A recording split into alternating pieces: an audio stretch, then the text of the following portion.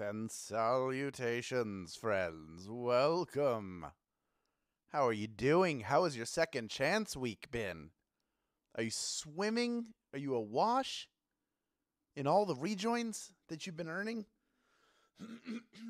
You know you're earning more today. For those of you who are brand new to this game, welcome. I'll explain what second chance week is, but I'll top line it for you here, as they say in the biz. You can rejoin once per game if you get eliminated before question number 10. You can rejoin. You can do that using SB, or you can do it with a free rejoin. I'm going to give you one way to get free rejoins later on, but you are getting free rejoins just for playing this game. That's what Second Chance Week is. We load you up with second chances for future games. We also had thousands and thousands of people win this week.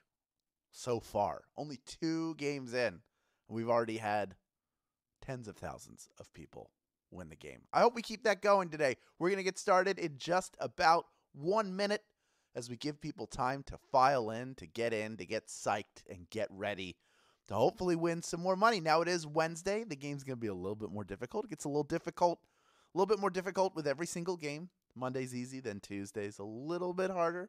Wednesday's a little harder than that. Thursday's the hardest it gets. And then we go back at our Friday Flash games. Those are way easier. I almost sounded like Foghorn Leghorn there. I say the Friday Flash games. Oh, crazy Foghorn Leghorn. You're so silly. All right, we're going to get started in just about 10 seconds. Just get ready. Get ready for it. 5, 4, 3, 2, 1. When it comes to this week, you're like Malcolm. You're in the middle. So let's play the Wednesday edition of Swagbucks Live, the mobile game show where you win money from the comfort of your phone. Your knowledge of all trivia, great and small, could translate into your winning some of this grand prize. That's $1,000, folks, and everyone who can correctly answer these 10 multiple-choice general trivia questions will split it. Even if you get eliminated, stick around because after Q1, you'll get 1 bonus SB for any question you get right. Remember to claim those SB at the end of the game so you can add them to your account. If you win the game, however, if you are a winner today, the bonuses you earn will be claimed for you automatically and rolled into your share of that $1,000 grand prize. Also, this is a second chance week. The words you're seeing on your screen do not deceive you. What does that mean? It means you're getting 3 free rejoins just for playing this game. And you will get the same for any other game you play this week. That is tomorrow's game, you'll get 3 free rejoins, and Friday's game. Each game that you earn rejoins, those get credited before the following game begins. So the rejoins you're getting today, you'll be able to use one of them in tomorrow's game, but I hope you don't need it. Now, let's get the comments out of here and proceed to your warm-up. Here is question number 1. As of 2020, which of these U.S. cities had the biggest population? Is it Wichita, Kansas, New York, or Dubuque, Iowa? Which of these cities has the most people living in it? It continually blows my mind how many people are able to fit into a geographically small area. But that's what skyscrapers are for, right? New York is the answer. New York, that's the answer to that one. 97% of you getting that one right. I think if you combined Wichita, Kansas, and Dubuque, Iowa, you still wouldn't have as many people as you have in New York. But both lovely places, Wichita, Kansas. Been there during the winter. It was very cold, but also seemed very, very nice. Let's move on. All the people who got that one incorrect, by the way, where they were eliminated, but then they came right back. They used a free rejoin. We have almost 32,000 people in grand prize contention, almost 33,000 of you playing the game in total. From here on out, every question you answer correctly will earn you 1 bonus SB, starting with this one, question number 2. Scoville units are used to measure what? Is it sweetness, wetness, or spiciness? Scoville units are used to measure what? What do they measure? The higher on the scale you go, the more uncomfortable you're going to be while eating, because higher concentrations of capsaicinoids means increased spiciness. Spicy. That is the answer. 87% of you getting that one right. That spicy little number. You put a notch in the belt one step closer to the $1,000 grand prize.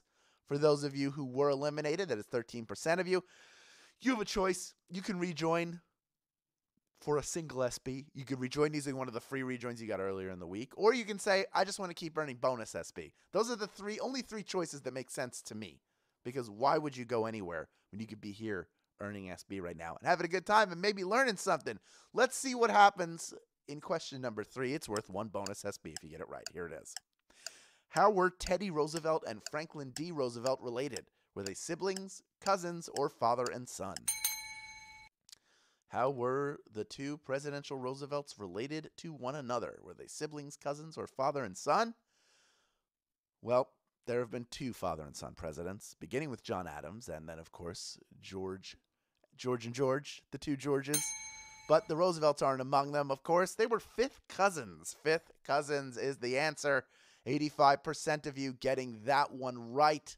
15% of you eliminated on that one, unless, of course, you rejoin right now. Going to give you a little time to do that. But yes, they were cousins of the. There are tons of Roosevelts up there in New York, up on like the Hudson Valley. It was, I mean, at that time, I'm sure there's still some Roosevelts there now, but it was just loaded with Roosevelts. You could throw a pebble, and it would hit a Roosevelt, and maybe that Roosevelt would have been president if not for that pebble hitting them. Let's move on to question number 4. It's worth one bonus SB if you get it right. Here it is. Which of the following animated movies has the highest score on Rotten Tomatoes? Is it Inside Out, Spider-Man Into the Spider-Verse, or Ratatouille? Which one got the highest marks on Rotten Tomatoes? All 3 of these animated films are masterpieces that scored well with critics and audiences alike. But the highest on the tomato meter was Pixar's Inside Out. Inside Out is the answer. 64% of you getting that one right, but 36% of you are inside out and upside down right now. I would have maybe, if I hadn't written this, I probably would have said Spider-Man Into the Spider-Verse. That is a logical answer. It is a incredible, it's like a flawless movie. But then again, so is Inside Out. Made me cry a whole bunch. I mean, it'll make anybody cry. It's about dealing with emotions. Come on. It's okay. It's okay to cry at a Pixar film. That's what they make them for. They're just crying opportunities for people. Take a crying break, watch a Pixar film. Let's move on to question number 5. I'll tell you what, the 36% of you were eliminated, by the way. 60% of you coming right back in. Still almost 24,000 people in grand prize contention. As we move into question number 5, worth one bonus SB if you get it right. Slaughterhouse-Five is a book by what writer? Is it Kurt Vonnegut, Stephen King, or William Faulkner?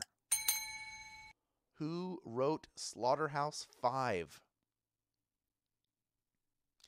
This writer makes a cameo in Rodney Dangerfield's Back to School, helping the main character write a book report about his own work. Kurt Vonnegut is the answer. Kurt Vonnegut wrote Slaughterhouse-Five. 84% of you getting that one right.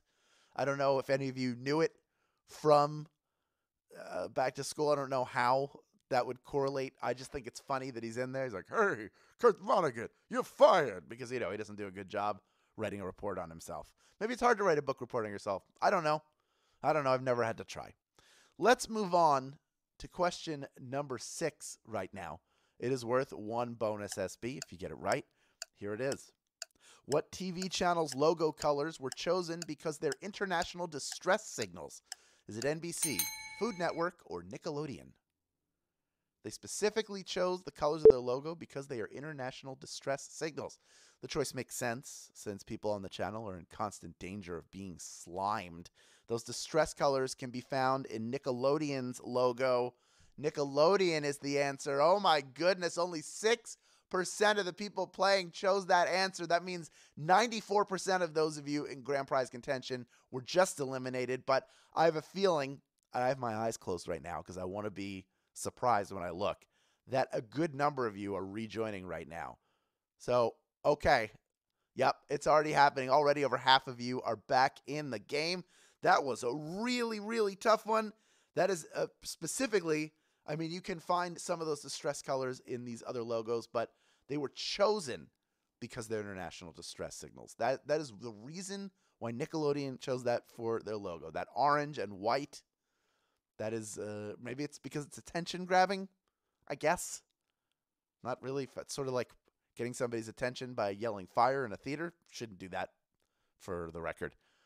We've already had, by the way, almost 75% of the people out come right back in. We have almost 15,000 folks still in it for a piece of the $1,000 grand prize, almost 33,000 of you playing along.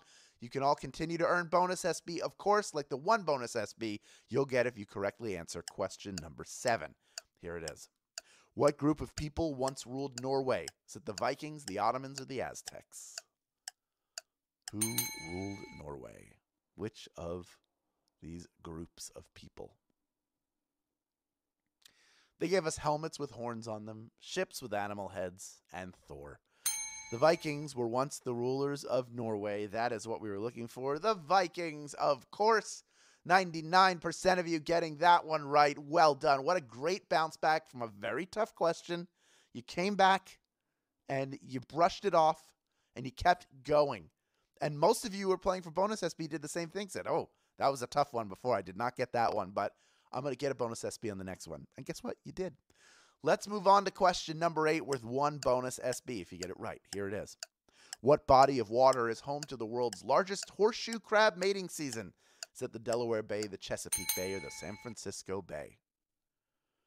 Horseshoe crabs. They're very weird looking animals, I'll tell you that. They look like a bunch of World War I Army helmets with tails, actually.